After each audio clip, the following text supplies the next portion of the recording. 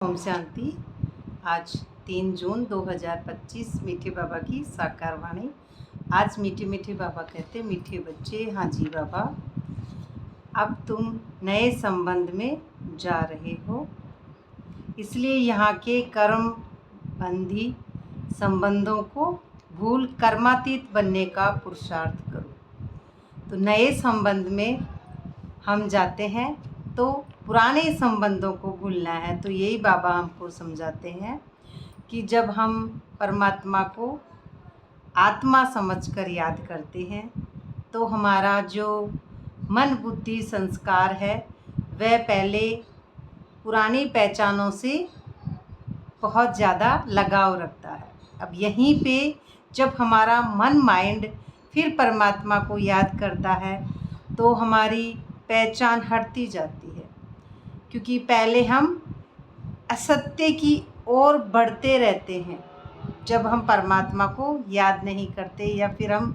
नीचे के तलों में ही रहते हैं और असत्य की ओर बढ़ते बढ़ते उसी ब्रह्म को सत्य समझ रहे हैं। जो ब्रह्म है यानी कि हमारी एक जो ये दुनिया मिथ्या है, इसको सत्य समझ रहे हैं कि माँ बाप पिता बच्चे, शादी करने के बाद पत्नी आ गई, बच्चे आ गए और ये परिवार है और बढ़ रहा है, उसके लिए कमा रहे हैं, उसी को हम सत्य समझ रहे हैं। और यही है कि हम अंधेरे में जी रहे हैं, उस अंधेरे को सत्य समझ रहे हैं, क्योंकि फॉग आ गया है, कोहरा हमारी बुद्धि में जमा हो रहा है और हम उन्हीं को सत्य समझ रहे हैं। और यही है माया, सबको अपना समझना और ममत्व और भ्रम की दुनिया में, एक जिसको कहते हैं अंधविश्वास की दुनिया में जीते रहते हैं। अंधविश्वास, अंधे होते हैं तो हर चीज़ पे विश्वास कर लेते हैं।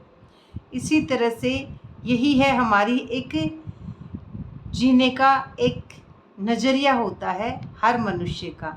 लेकिन जब हम परमात्मा को याद करते हैं तब हम इसी बुद्धि से परे होंगे। ये है हमारी पतित बुद्धि, तो इससे परे होंगे, क्योंकि पावन परमात्मा को मैं आत्मा पावन समझ के याद करूँगी तो हाईएस्ट स्थिति जो परमात्मा की है वही मुझ आत्मा की बनती जाएगी। अब ये हाईएस्ट स्थिति से बनेगी, उससे पहले ये कर्म बंधन हमारे छूटेंगे। तो ये कर्म बंधन है, यही है इस दुनिया को सच समझना। अब यहाँ से जो हम सच समझ रहे हैं कि पति है, पुत्र है, बेटा है, कलयुगी बातें हैं, भौतिक सुख सुविधाएं हैं, यही हमारे बंधन हैं। फिर इसके अलावा अंदर से दुख, इमोशंस, फीलिंग्स, तो ये संकल्प बार बार इनसे गिरना, अंदर की बात तो मेन यह आ रही है। फिर बारीकी में देखे जब तो कि किसी ने मुझको दुख दिया तो मैं दुखी हो गई, किसी ने मेरे को कुछ कहा तो मैं दुखी हो गई, और है ये दुख अंदर लेकिन समझ रहे हैं बाहर। तो किसी ने कुछ कहा, मैं दुखी हुई, तो फिर मैं आत्मा अब यहाँ पे उस हाईएस्ट अवस्था पे नहीं हूँ। तो इस दुख से, बंधन की, अंदर की दुनिया से परे होना, इसी को सत्य स्वरूप परमात्मा को पहचानना। अंदर में मन बुद्धि संस्कार मर्ज होना, पुरानी तमो प्रधान रजो प्रधान पहचानों से पूरा डिटैच होना। उसी के बाद में हम साक्षी दृष्टा की सीट पर बैठेंगे, तभी मैं आत्मा ड्रामा को साक्षी होके देखूंगी। अब ड्रामा यहाँ पे अलग हो गया है नीचे की स्तरों में, 5 तत्वों में, और मैं आत्मा उपराम स्थिति में एकदम साइलेंस की परम अवस्था में शांत हूँ। तो ये वाली अवस्था को फिर कहेंगे कर्मातीत। उसमें निर्बंधन आत्मा होती है, कर्मातीत में निर्बंधन जिसको कहते हैं हम। तो परमात्मा को जानने से पहले खुद को हमको अपने आप को मिटाना होगा। जब मैं अपने आप को मिटा दूंगा पूरा, तो उसके बाद में परमात्मा को और उस सत्य को जान हम सकेंगे। उसके लिए ही फिर ही हमारा अकर्म का खाता शुरू होता है। ये पूरी आत्माभिमानी स्थिति में होता है, कभी कभी वाली स्थिति में नहीं होता है। और आत्माभिमानी स्थिति में ही हम उस अवस्था में फिर सभी को चाहे कोई कैसा भी है उसको भी हम आत्माभिमानी स्थिति में उसका रोल देखेंगे, उसका जो सोल है उसको देखेंगे, रोल या कैरेक्टर को नहीं देखेंगे। सिर्फ ये ड्रामा है। तो उपराम स्थिति में जब हाईएस्ट स्थिति में रहते हैं महारथी आत्मा, नीचे चलने वाले 5 तत्वों को पुतलों से अपनी पहचान या फिर किसी भी जीव से, किसी भी भौतिक सुख सुविधाओं से अब यहाँ पे नहीं बनाती है। ये एक अलग स्थिति है, इसमें आत्मा अलग और शरीर अलग, जिसको अशरीरी अवस्था भी हम कहते हैं और कर्मातीत भी कहते हैं। यहाँ प्रश्न उत्तर सब समाप्त हो जाते हैं, क्यों, किंतु, परंतु, लेकिन सारे ही समाप्त हो जाते हैं। क्वेश्चन आंसर सब खत्म हो जाते हैं। परमात्मा से आपका निरंतर या लगातार कनेक्शन रहता है, इसलिए आपकी उस अवस्था में ही आपको सारे क्वेश्चन आंसर ऑटोमेटिकली ही मिलते रहते हैं। उसके अंदर हमको कुछ अलग से कोई अध्याय, कोई शास्त्र पढ़ने की ज़रूरत नहीं है। आपकी स्थिति ही आपका अपने आप, आपका जो ओरा है वो बढ़ता जाएगा, तो आपकी स्थिति में वो टपकता जाएगा अमृत रस, जिसको कहते हैं बाबा। प्रश्न में बाबा कहते हैं, बाप किन बच्चों की वाह वाह करते हैं, सबसे अधिक प्यार किनों को देते हैं, और किन की वाह वाह करते हैं और प्यार भी किसको देते हैं। तो उत्तर में कहते हैं बाबा गरीब बच्चों की वाह वाह करते हैं। गरीब बच्चा की वाह वाह करते हैं। वाह गरीबी वाह, आराम से 2 रोटी खाना है, हवज लालच नहीं, उसको गरीब को लालच नहीं, जितना मिला खा लिया ठीक है। गरीब बच्चे बाप को प्यार से याद करते हैं। बाबा अनपढ़े बच्चों को देख खुश होते हैं, क्योंकि उन्हें पढ़ा हुआ भूलने की मेहनत नहीं करनी पड़ती है। अब यहाँ पे हम गरीब है, बाहर में हम समझ रहे हैं जिसके पास धन कम है, तो ये वाली बाहर वाली स्थिति बिल्कुल एकदम समझ में आ रही है। लेकिन अंदर जब हम जाते हैं तो गरीब माना जिसके घर में देखा जाए कि अमीर के घर में बहुत रोशनी रहती है और एक गरीब रहता है, उसके घर में 1 लाइट या 2 लट्टू जलते हैं, रोशनी कम रहती है, लाइट का बिल ज़्यादा आएगा, इस तरह से सोचते हैं। तो जब तक हमारा गरीबी माना कि जो एक नैतिक मूल्य है उनका अभाव, जो हमारे परमात्मा के जो मूल्य है, अशांति, और जो बढ़ गई है, शांति की जगह शांति आ गई है, और ज्ञान की जगह अज्ञान अंधेरा आ गया है, और प्रेम की जगह एक करुणा जो होती है वो भी कम हो गई, और जिसको पवित्रता कहेंगे वो भी कम। तो ये हो गए हमारे सारे ही अशांति के पाठ, और शक्तियाँ जो आत्मबल होता है वो भी कम हो जाती है, उसमें नैतिक मूल्यों का अभाव होता है। तो उसमें बाबा को जब वो आत्मा प्यार करती है तो उस अवस्था को जब वो पकड़ लेती है, जिसे कहते हैं ना बेगर टू प्रिंस, अब यहाँ पे वह पूरा खाली हो जाता है, उसके पास यहाँ पे अब कुछ नहीं है। तो यहाँ पे उस स्थिति की बाबा बात कर रहे हैं। तो उसको प्यार करता है बाबा, तो फिर वहाँ पे उसकी जो रोशनी बढ़ती है उसको परमात्मा जो देते हैं। अब उस रोशनी से जो रोशनी आएगी उसके पास, उस रोशनी से फिर वो आराम से रेस्ट करेगा। अब वो गरीब हैं जो 2 रोटी खा के आराम से रह रहे हैं, उनके पास धन नहीं है, तो चिंता किसकी। यहाँ पे फिर वो बच्चा जिसके पास सब कुछ था उसने मिटा दिया, कि माता पिता परिवार से पहचान मिटा दी, और उसने कलयुगी बातों से पहचान मिटा दी। धन बुद्धि में जो था उसमें पहचान, सबसे मन बुद्धि संस्कार सब खत्म हो गए। अब एक सूक्ष्म अवस्था बची है। अब उसके पास है क्या मिटाने को? कुछ भी नहीं है। कि जैसे कहते हैं कि जो था वो सब कुछ दे दिया परमात्मा को, अब बेफिक्र वाली अवस्था हो गई है। तब उसमें वो अंदर से वो अमीर है, लेकिन बाहर से उसकी जो स्मृति है वह गरीब है। तो अब उसके पास कुछ बचता नहीं है देने को। कि जैसे एक व्यक्ति अपना शरीर छोड़ देता है, तब ले जाने वाले कंधे पर और फिर आवाज़ में बोलते हैं कि राम नाम सत्य है, सत्य बोले गत्य है। तो सत्य यही है, सत्य को समझना, उसके बाद में ही हमारी गति होगी। तो सत्य में आत्मा जब निरंतर परम पिता परमात्मा को समझती हूँ तभी गति होती है। तो गरीब बच्चे बाप को प्यार से याद करते हैं, उनके पास कुछ है ही नहीं, अब प्यार से ही याद करेंगे क्योंकि था वो सब कुछ बाबा को दे दिया। अब वह निमित्त और निर्मल आत्मा है और निमित्त, निर्मल और निर्माण, उनके पास चाहिए ही नहीं अब उनको कुछ भी, न मान चाहिए, न अपमान चाहिए, न निंदा, न स्तुति, उनको किसी से कुछ भी मोह नहीं है। अब ये मोह नहीं है, अब वो निर्मोही है, उसको कुछ लेना देना ही नहीं है, अब उसके पास है क्या वो, अब क्यों, अब सिर्फ वो बाबा को ही याद करेगा क्योंकि उसकी आत्माभिमानी स्थिति में निरंतर बाबा को ही याद करना है। उसके पास बाहरी रूप से खोने के लिए अब कुछ भी नहीं है।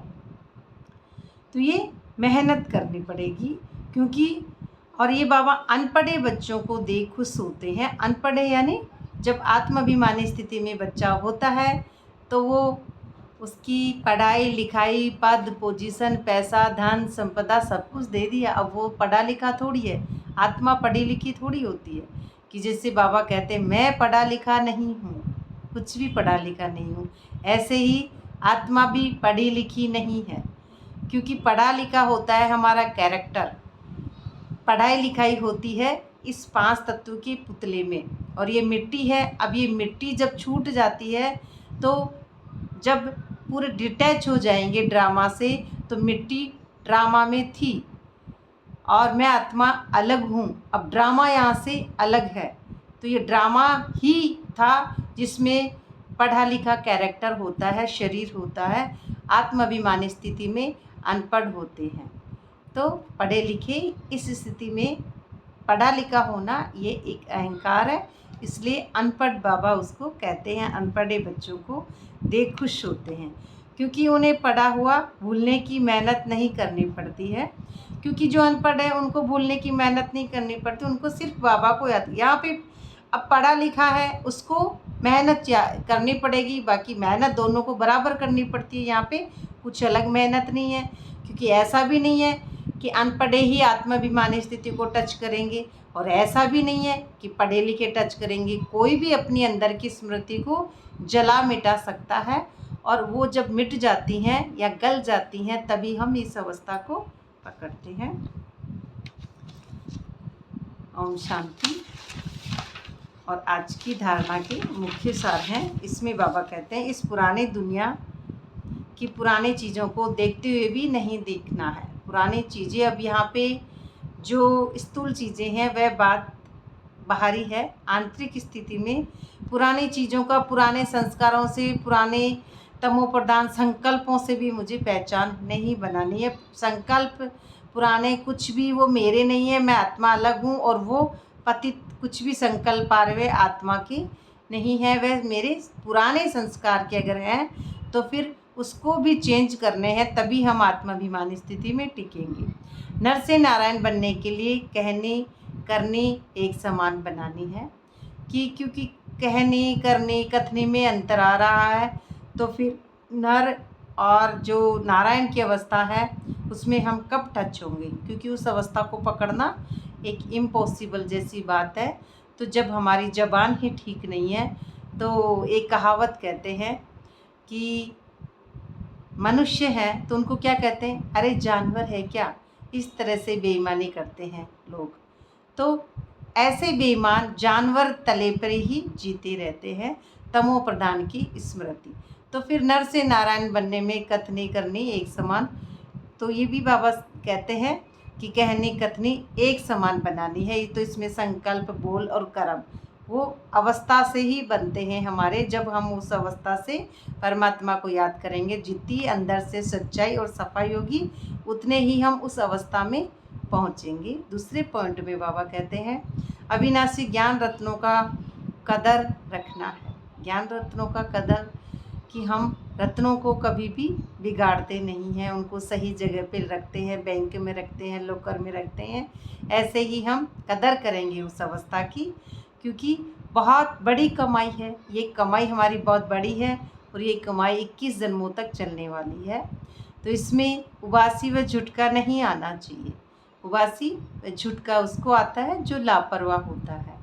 इसलिए कैरेक्टर की बात है यहाँ पे। आत्माभिमानी स्थिति में ऐसा नहीं है कि उबासी झुटका नहीं आता है, लेकिन हाँ, उबासी बहुत कम आती है और झुटका कोई को कैसे भी आ सकता है, ऐसे भी नहीं है। क्योंकि मुरली जब हम पढ़ते हैं उस झुटके को हम बाहर से देखते हैं, लेकिन झुटका एक देखा जाए तो जब हमारा कनेक्शन टूटता है या झटका मारता है, उसकी बात आ रही है यहाँ पे। झटका जब होता है जब एकदम लाइट गई फिर वापस आई, कभी मैंने आत्मा समझा, कभी मैंने शरीर समझा, तो वो झुटका उस अवस्था की बात है कि बीच बीच में लाइट में तार में करंट कभी मारता है, कभी झटका आया, कभी लाइट गई, कभी आया। तो वो ड्रामा से पूरे जब तक हम डिटैच नहीं होते हैं, तुम्हारी यही अवस्था है कि आत्मा समझ रहे हैं लेकिन आत्मा बने नहीं है, सीट पर सेट हुए नहीं है।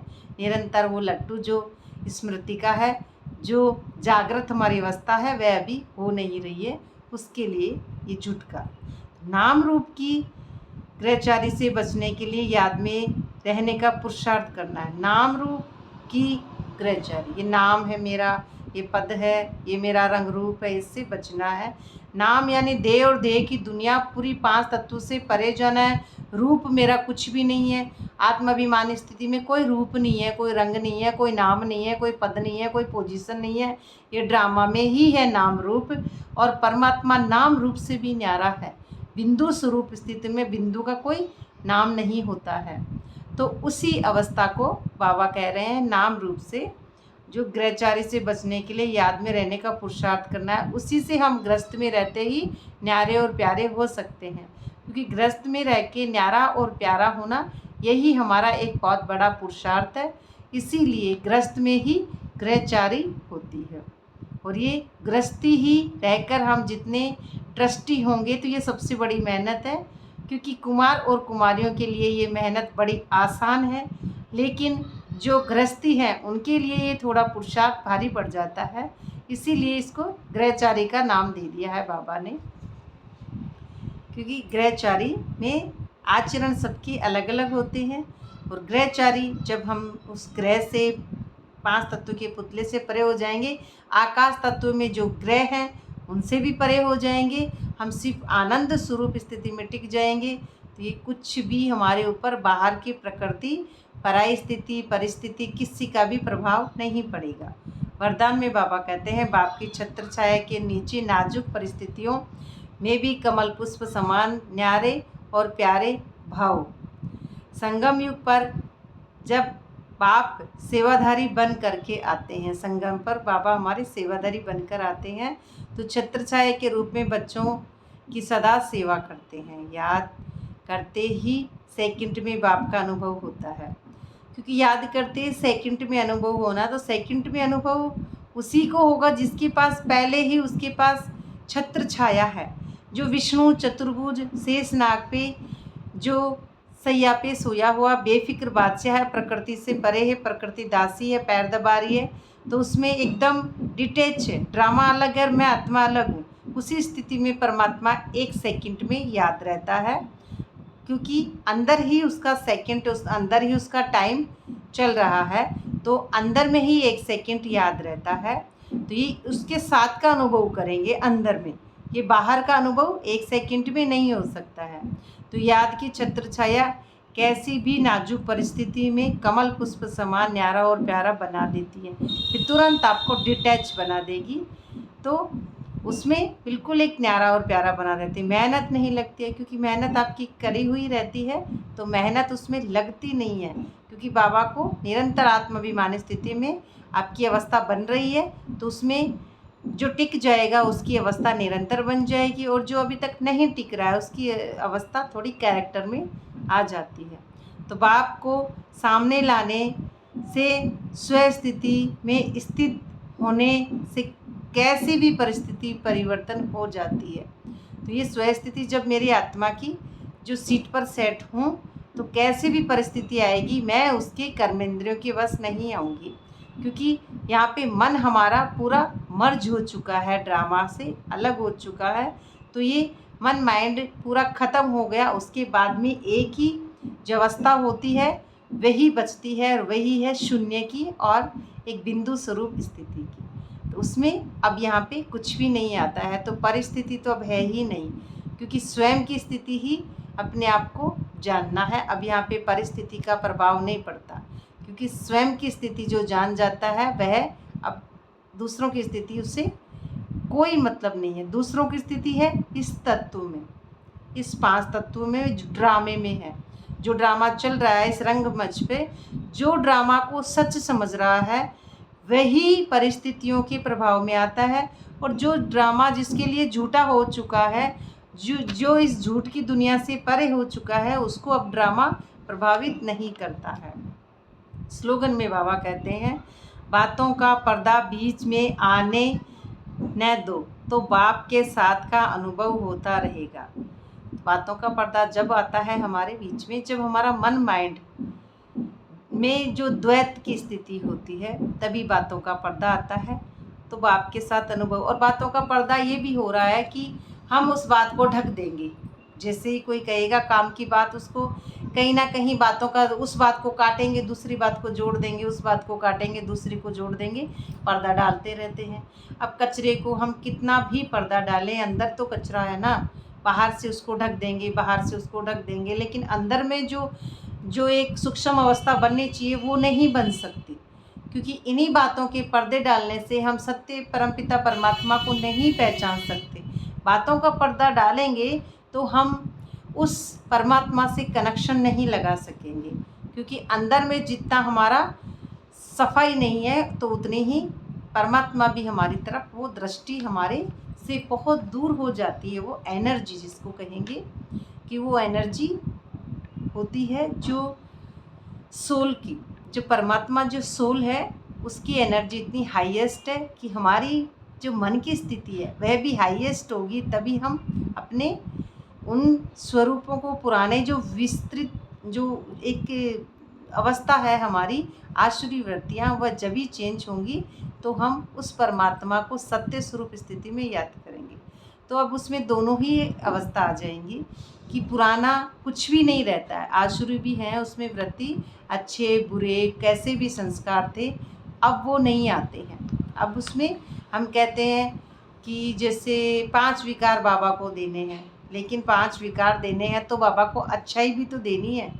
एक अच्छाई हम कहते हैं काम क्रोध लोभ मोह अहंकार, ये दे दिया, लेकिन अब कहेंगे अच्छाई है, हाँ ये तो मेरी अच्छाई है, हाँ मैं तो हूँ ही अच्छी।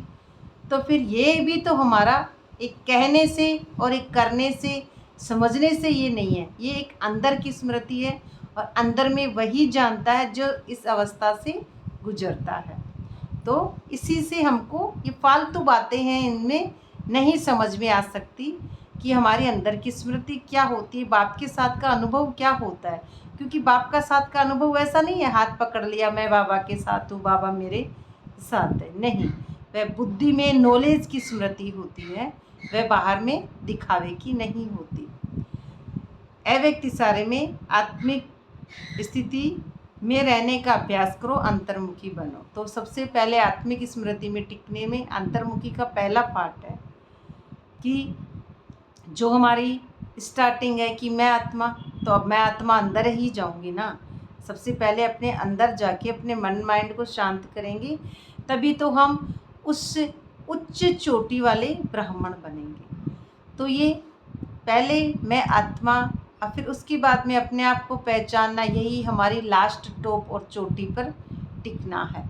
क्योंकि चोटी पर टिकेंगे तभी तो हम उस अवस्था को पकड़ेंगे। बीच में रहते हैं तो हम थोड़े से क्या बहुत दूर होते हैं बाबा से। तो किसी भी विघ्न से मुक्त होने की युक्ति है। ये मुक्त कब होंगे विघ्न से हम, अब ये युक्ति है सेकंड में स्वयं का स्वरूप अर्थात आत्मिक ज्योति स्वरूप स्मृति में आ जाए, कि ज्योति आपकी जगी हुई होगी तभी आप आएंगी। बाकी इतनी जल्दी हम ज्योति को जगा के 1 सेकंड में तो आ नहीं सकते हैं, आ जाएं। और कर्म में निमित्त भाव का स्वरूप, अब कर्म में निमित्त भाव का स्वरूप हो। निमित्त भाव यानी ड्रामा से पूरा डिटैच, न्यारा। मैं ड्रामा नहीं, मैं अलग चीज़ हूँ, ड्रामा एक अलग है। अब मैं एक सूक्ष्म हूँ और ड्रामा मेरे नीचे चल रहा है, मेरा उससे कोई लगाव झुकाव प्रभाव इतना कुछ नहीं है ड्रामा से मेरा। पुरानी पहचान अब यहाँ पे नहीं होती है निमित्त भाव में। तो इस डबल लाइट स्वरूप में स्थित हो जाओ।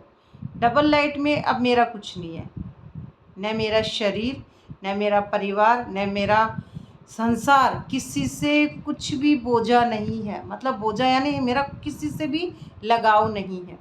अगर ये हमारे ऊपर बुद्धि में बोझा बन रहे हैं तो हम उस स्थिति पे नहीं आ रही। बोझा ये एक बात है कि जब हम उससे परे हो जाते हैं, ये एक अवस्था है सूक्ष्म। तो इस अवस्था सूक्ष्म को कहेंगे डबल लाइट स्वरूप में स्थित हो जाओ। तो सेकंड में हाई जो है ना, हाई जंप देंगे। जो हाईएस्ट जो जंप है, जो नीचे की अवस्था है, तमो रजो और सत्तो में हम टिक जाएंगे। हाई जंप जिसको बाबा कहते हैं। कोई भी विघ्न आगे बढ़ने में रुकावट नहीं डाल सकेगा। अब ये जो स्थिति जब बन जाएगी तो ये कोई भी विघ्न आगे बढ़ने में रुकावट नहीं डालेंगे, क्योंकि आप जब आत्माभिमानी स्थिति में टिक जाएंगे तो कुछ भी विघ्न आपके लिए नहीं है, क्योंकि आप स्वयं विघ्नहर्ता बन जाते हैं। उसके अंदर आप में कोई भी कहीं भी रुकावट वहाँ पे नहीं आती है। तो ये थी आज की मीठे बाबा की साकार मुरली। ओम शांति। बाबा का बहुत बहुत शुक्रिया।